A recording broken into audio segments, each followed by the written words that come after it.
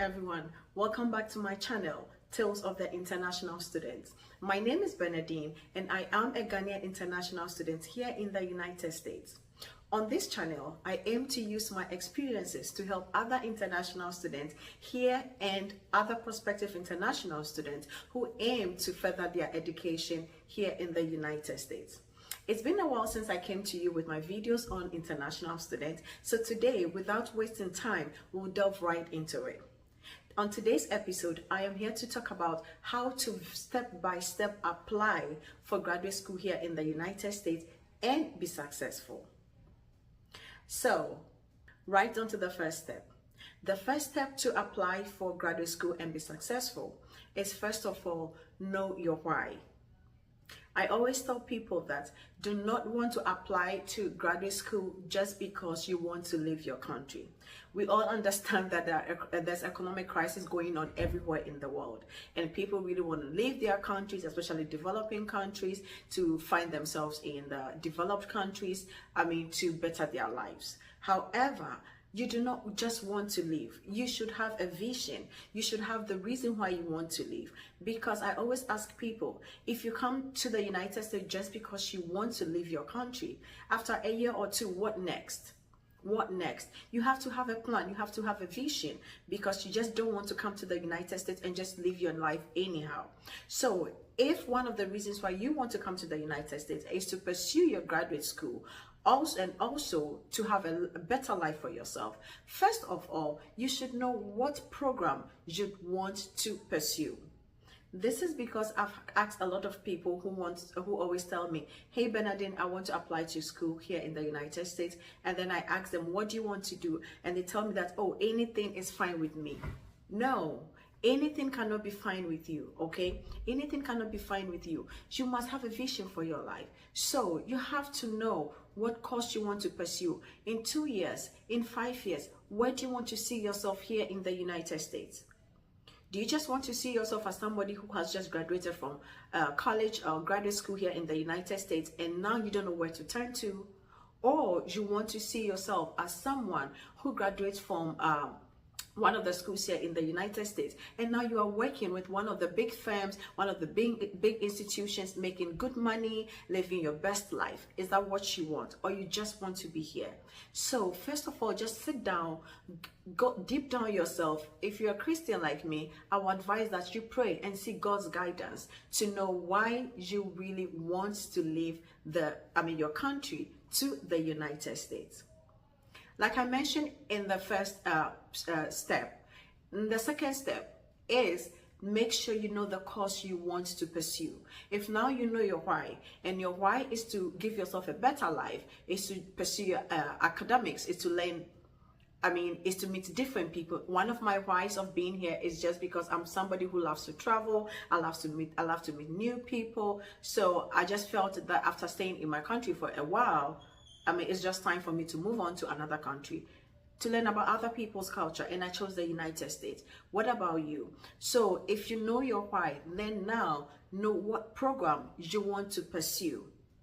Don't say anything, no, because everybody was born with a purpose.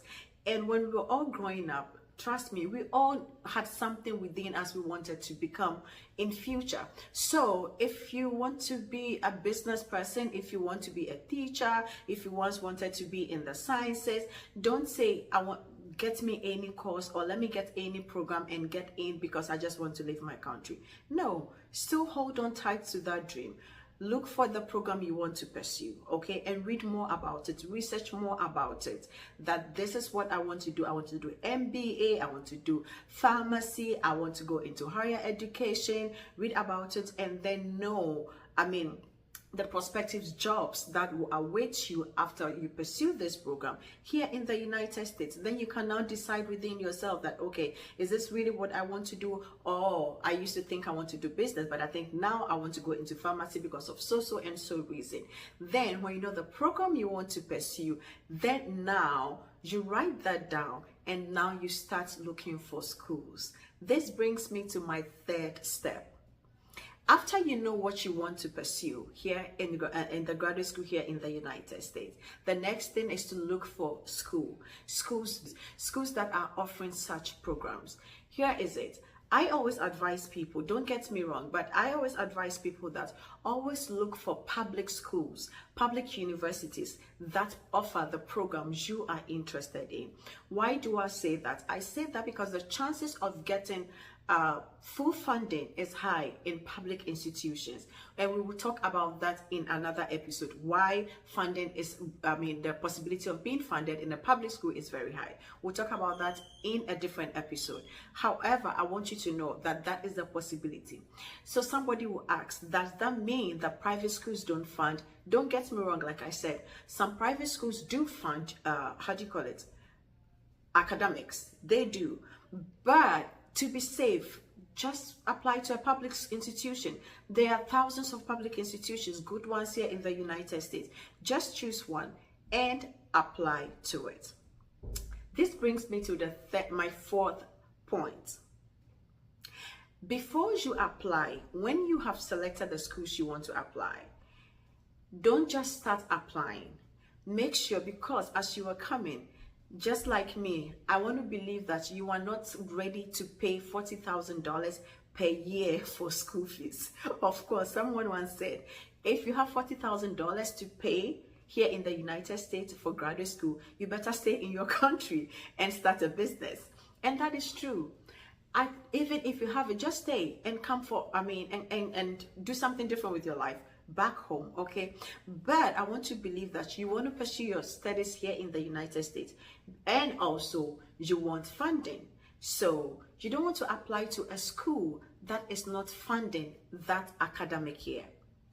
Yes, every academic year differs, every year from every school. Some academic years, some departments will have money for funding. Some academic years, some departments might not have money for funding. So you do not just want to take the risk of starting your application. So this is what I advise that you do. Once you know the schools you want to apply to, first of all, send an email to the department. Okay, send an email to the department asking them if they have funding for this academic year, because you are interested in applying to the department. It's so easy and it's very simple. They will only come back to tell you that yes, we have funding, or no, we do not have funding.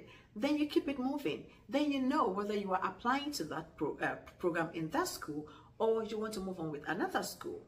It makes life easy, so that you do not finish your application. You sit about 3 to 4 to 5 months and wait for a decision to be made, and then you are admitted, and out of excitement, now you ask them, what next? Do I get funding? And they tell you that no, we don't have funding this year. That is why I have most people telling me that I keep applying to schools but I don't get funding. It is because you didn't ask before applying. So the next time you want to apply, please ask the department and know what they say and know whether it is good for you or not before you start your application. This moves me to my next step. Once you know that the department is ready to fund anybody who will be admitted and you are ready to go with this school, start putting your documents together. I always advise people that get a notepad, go to the department website, write down all the requirements, all that they need from you for your application. And once any of them is ready, you tick it. So that I advise people to do this. Personally, that is what I did, so that you don't miss out on any requirements, okay? So you just write everything down, then start putting them together. Statement of purpose, your sample writing, transcript, resume, everything, whatever they are asking of you, make sure you write it down and you know what to do, okay, before you put it in, before you start your application. This moves me to my next step, is that make sure you know the deadline of the school. And about deadlines, I will not talk much about deadlines here, because I'll do another video about the importance of deadline in my next episode, okay? So know the deadline, and make sure that you are within the deadline, and you do not miss the deadline of your preferred college you want to apply to. Once your application is successfully submitted, make sure that when you click on submission, you see at the top, sometimes it pops up on the screen that's successful. Make sure you see that, because let me give you an example. I applied to a school. When I was trying to apply, I was still here in the United States because I had my master's here and I'm now doing my PhD. So when I was applying for my PhD, I remember one of the schools I applied to, I put in all the documents and I clicked submit, and I think I didn't take my time to see that it was successful. So I just submitted it and I kept moving on with my life. Then after a while, when decisions were being made, I never heard back from them. Then I decided to go back to the portal to see why I'm not hearing back from these people. Just for me to realize after 3 months that my submission wasn't even successful, because there was one document I was missing. I didn't upload it, so it wasn't successful. But I didn't even take my time to check. Once I clicked, I hit submit and the page closed. I thought I was done. Don't be like me. Take your time to make sure that your submission was successful before you close the portal. Okay, this takes me to my next step. Once you have successfully submitted your application, take your time, relax. Okay, especially if you are one of those people who submit your applications before the deadline. Don't expect them to make decisions just for you alone because you submitted your application before the deadline. It doesn't work that way. They always start working on applications after the deadline. So even if you submitted your application 2 months before the deadline, don't be calling them. Don't be sending them too much message. Don't be bombarding them with messages and phone calls. They gave you a deadline, so go by the deadline. Yes, we understand that you were being proactive. Clap for yourself. But they have a deadline for a reason. So don't start bombarding them with calls and messages. Relax. After the deadline, you can now start emailing them to ask when they are making decision. It is very normal to just ask them after the deadline that, hey, I also applied and I just want to know when decisions would be made. And then they can tell you that give us 1 week, give us 1 month, give us 3 weeks. Okay? But please don't disturb them.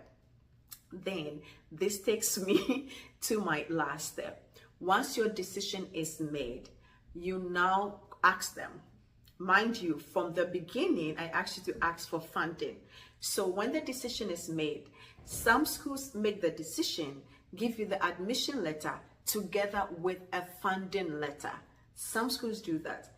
Some schools just give you the admission letter. That congratulations, you have been admitted into this program.